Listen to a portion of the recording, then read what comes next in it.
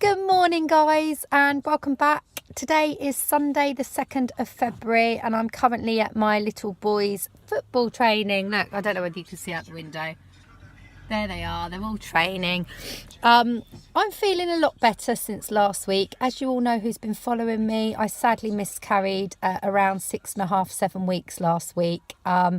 It started on the Tuesday when I had a very slight light bleed, and then it progressively got worse on Tuesday, getting heavier flow, and then by Wednesday afternoon I did sadly pass what looked to be fetal tissue in its entirety. I was very, very upset. Still had heavy bleeding Thursday, lots of emotions going on, and Friday it was all confirmed that I had indeed miscarried.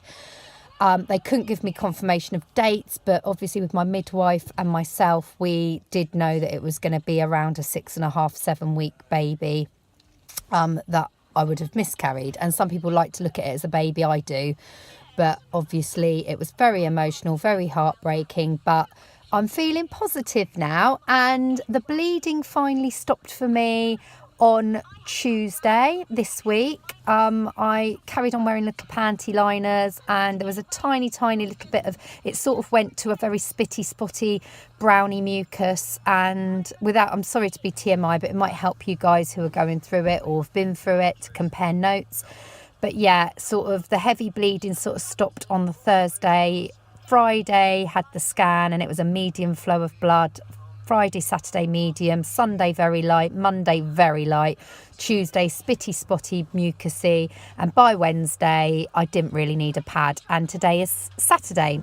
So yeah, I have already wanted to TTC again very soon because my husband and I don't want to waste any time, and I was told really if I didn't want to wait for a cycle it was just best to wait for a negative pregnancy test.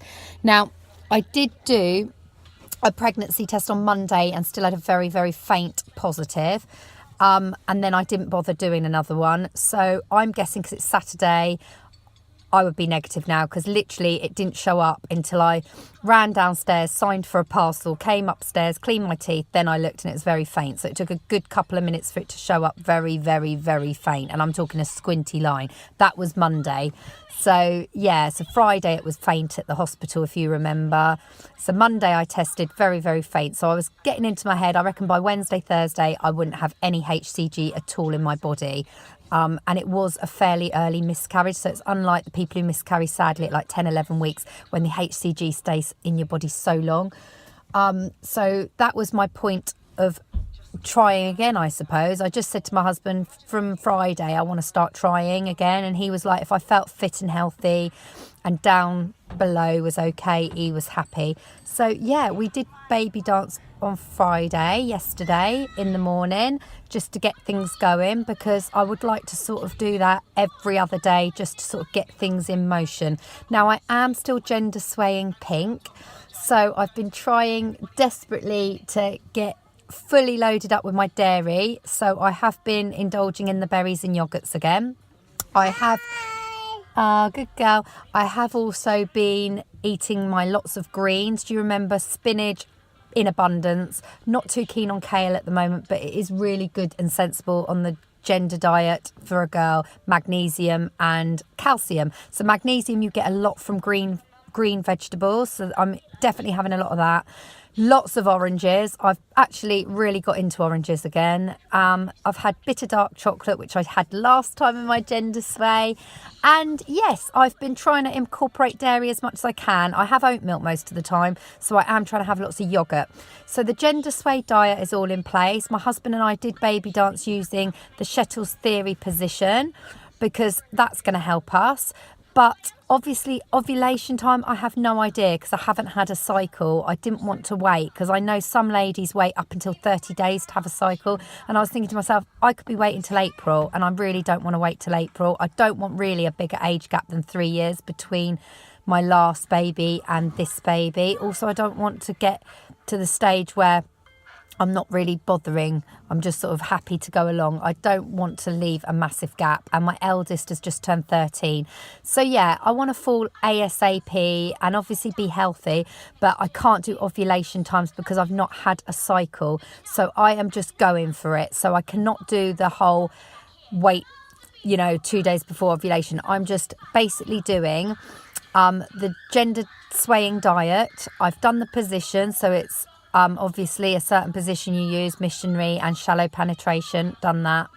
And the only other thing I can go on really is I do have procorola.com in my phone, which is a gender sway calendar, but it says from February the 4th onwards to March the 6th, it's a girl on my gender sway calendar.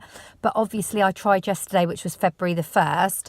So if it is like sperm waiting to meet the egg, you never know, it could be that it meets the egg on the 4th. And it's also a new moon on February the 4th. So whereas last time I was all geared up for ovulation and new moon, we've started the ball rolling sort of now.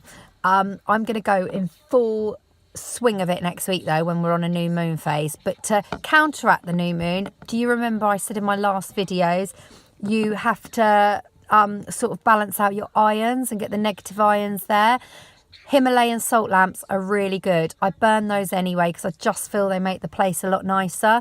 But if you burn your Himalayan salt lamps, that really, really helps. And also in my car, I have these. Hang on. I carry all my crystals with me. I've got a lovely rough rose quartz. These are all just what I carry everywhere. Lovely rough cut amethyst. So the rose quartz is for fertility and romance. The amethyst is really good for fertility as well, health and well-being.